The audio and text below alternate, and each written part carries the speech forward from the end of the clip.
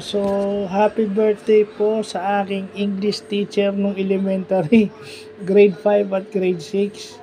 So isa sa mga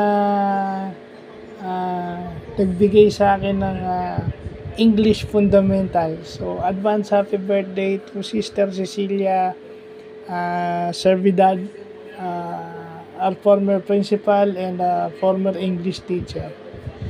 Sister, nauna na po akong bumati kasi baka makalimutan ko pong birthday nyo. Dahil sa mismong araw ng birthday nyo, kung hindi man ako umalis ng bahay, busy ako dito sa bahay.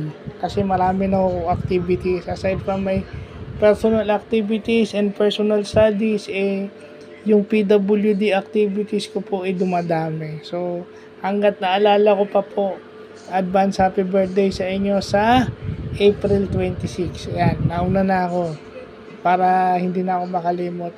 Thank you po sa lahat na naitulong nyo. Sana po bigyan pa kayo ni Lord ng mahabang buhay at more birthdays to come po. And God bless.